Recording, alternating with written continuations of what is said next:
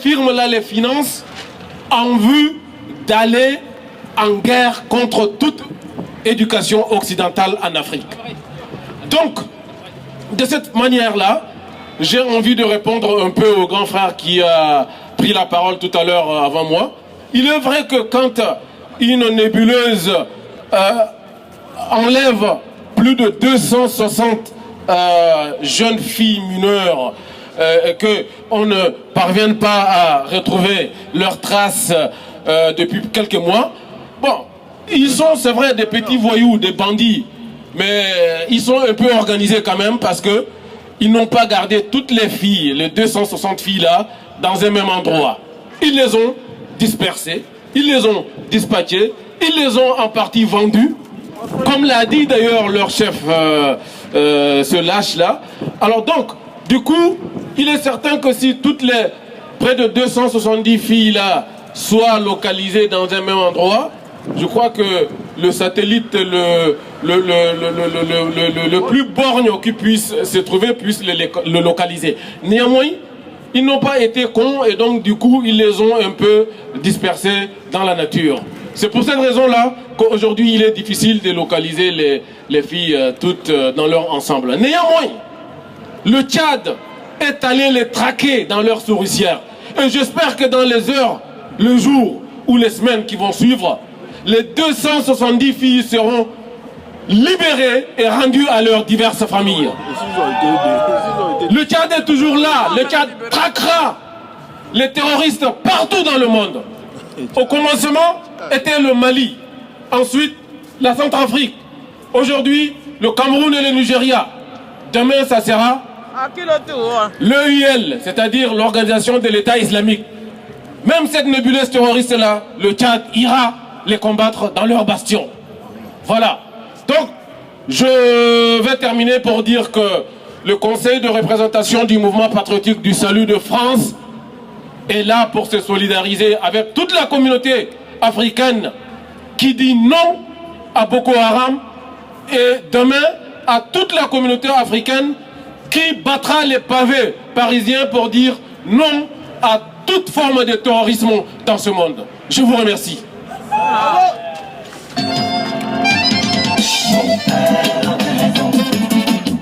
La vie est un combat. Il ne faut jamais, jamais baisser les bras. La vie est un combat. Allô? Allô? Allô? Est-ce que vous êtes là? Nous sommes là pourquoi?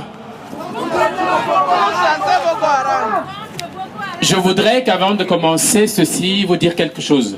Il y a notre frère qui a parlé du Tchad et heureusement, moi je dis Dieu merci, les Africains ont compris finalement.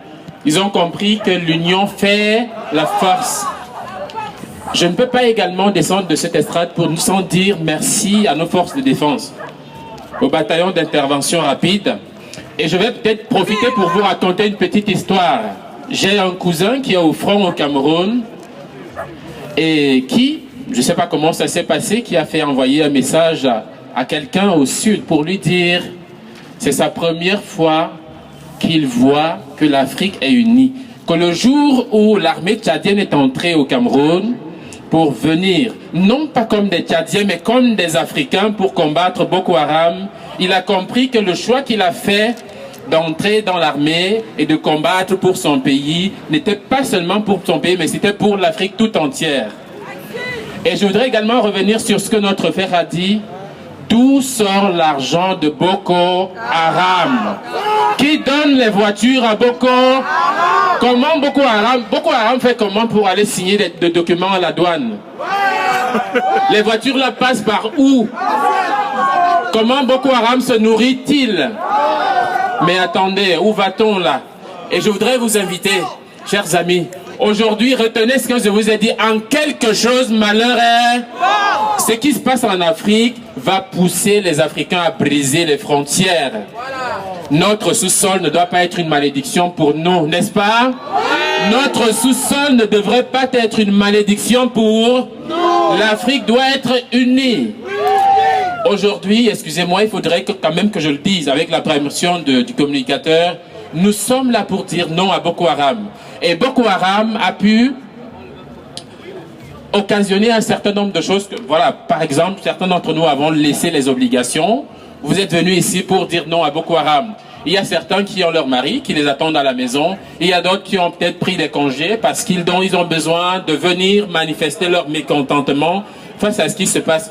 Sachez-le une fois pour toutes, l'Afrique nous appartient. L'Afrique n'appartient pas aux terroristes. L'Afrique n'est pas le nid du terrorisme. On veut nous faire peur. Alors, si on veut nous chasser en Afrique, où allons-nous? Où irons-nous? Regardez autour de vous. Pensez à ce que je suis en train de vous dire. Ce n'est pas parce que vous avez eu une nationalité que vous êtes vraiment bien là où vous êtes. Rassurez-vous, le chez vous, c'est où vous vous trouvez, là où on vous accueille, là où vous êtes en sécurité. Mais n'oubliez jamais d'où vous venez. N'oubliez jamais d'où vous venez. N'oubliez jamais d'où vous venez. L'Afrique reste le berceau de l'humanité. Le terrorisme, nous, on ne le connaissait pas en Afrique en avant. N'est-ce pas? Les Africains laissaient leurs portes ouvertes et ils faisaient un an dehors, ils revenaient trouver ce qu'ils ont laissé.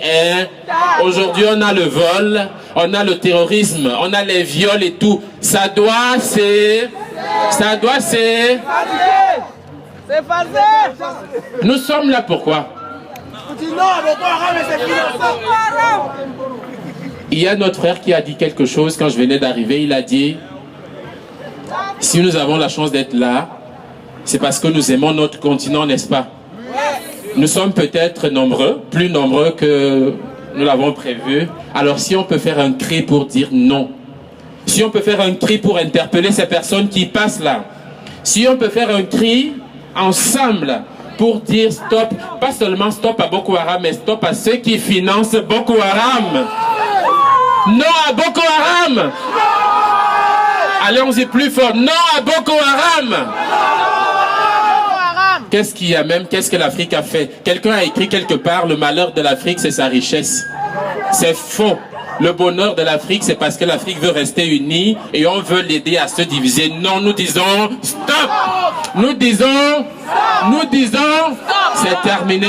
En quelque chose, sachez-le tous, que ce mouvement ne s'arrête pas aujourd'hui. Tant que l'Afrique sera attaquée, nous également, nous viendrons interpeller les uns et les autres pour qu'ils comprennent que ce ne sont pas le sang, même des animaux. Nous avons besoin des chiens, nous avons besoin des chats. Moi, j'aime les chats, j'aime les chiens.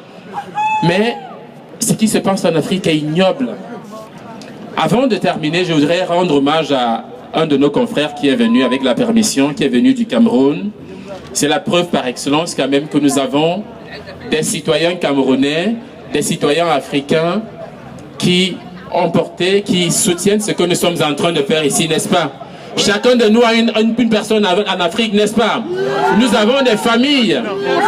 Nous sommes en France, la France nous garde, la France nous protège, mais nous ne devons pas oublier que nos cousins, nos cousines, nos ancêtres sont en train de pleurer dans les tombes parce que le terrorisme a fait son nid en Afrique. Nous disons, voilà, je vous présente un citoyen camerounais. Il est venu du Cameroun spécialement pour ce mouvement. Merci Serge Espoir Matomba. Donc c'est la preuve quand même que ce que nous faisons ici, il y a certains qui viennent et qui sont fiers de ce qu'on fait. Merci vraiment. Merci et bonsoir. Disons non à Boko Haram. Vous savez, ce soir en prenant la parole ici, je suis très ému. Ému parce que je vois comment vous manifestez le non à Boko Haram. Vous savez, quand vous êtes sur le terrain au Cameroun, vous voyez les atrocités de ces gens